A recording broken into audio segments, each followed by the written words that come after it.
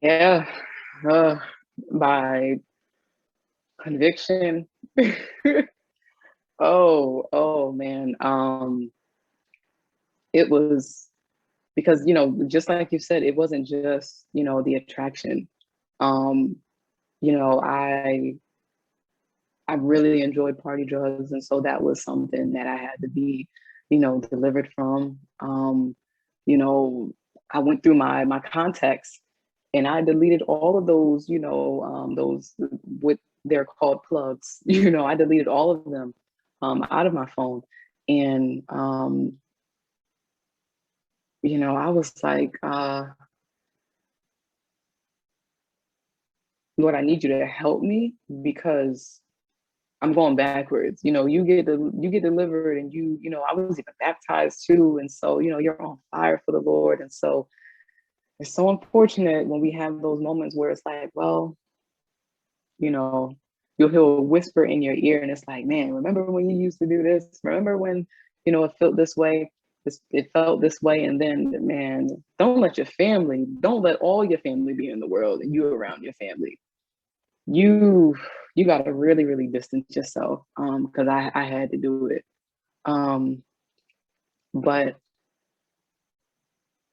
um conviction, I mean, because it was the drugs, it was the pornography, it was the masturbation, um it was other people that was around me too, that God literally, he had to scare me. Like he had to scare me and really let it be known, I am the Lord your God, and if you're going to continue to do this, you are going to die. Like, and this is a true story.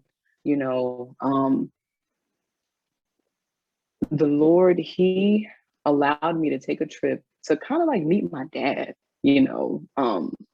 and so the trip was very short, but I ended up driving down and I seen him. But before I did that, this is what I say. Like, you have to be very very careful, because my dad, he lives in North Carolina, but I made it a plan to I was going to drive to Georgia again.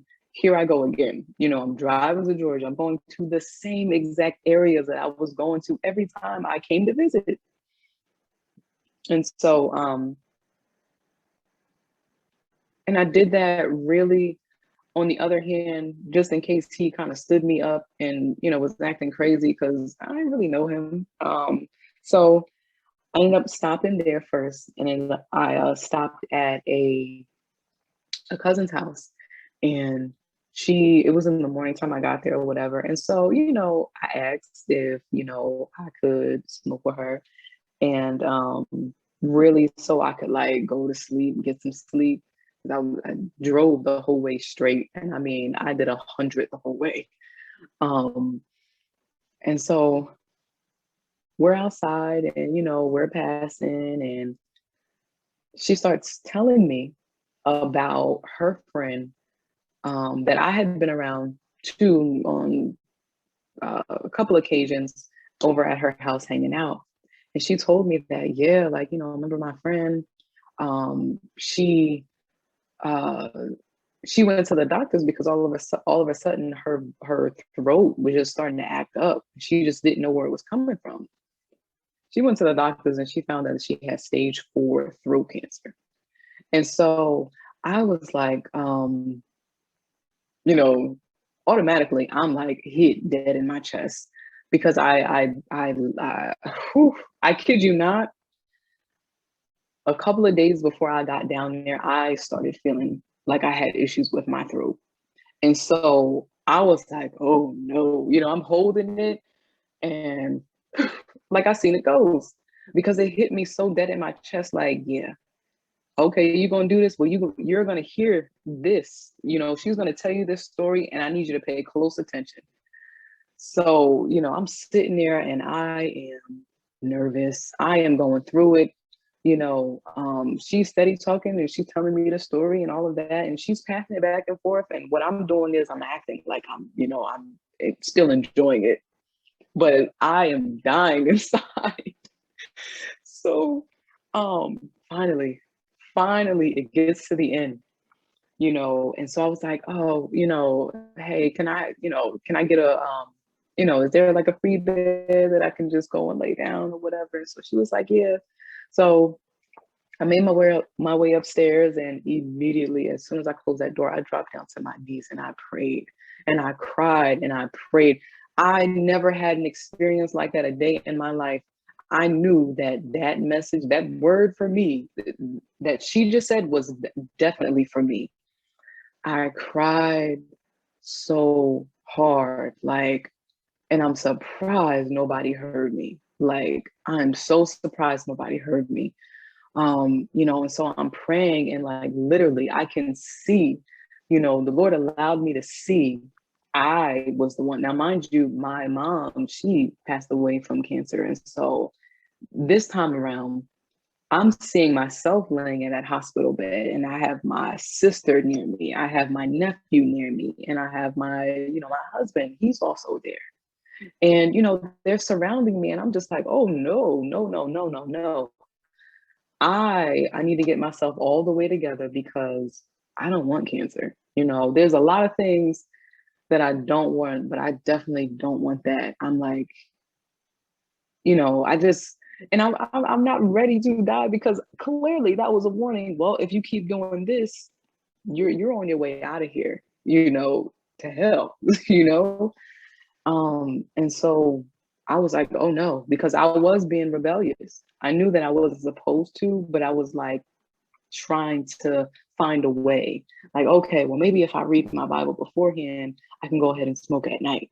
Or maybe I could wake up in the morning, smoke, and then read my Bible at night. It was like, what are you doing, girl? Stop.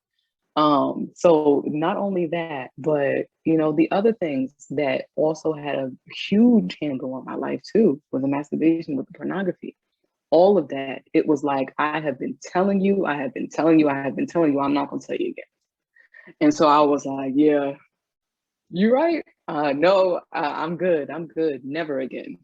That was my moment. And I don't know, maybe you could possibly have a similar experience like that too. But I know that right there, it was a fist to the chest. And it was like, okay, choose life or death.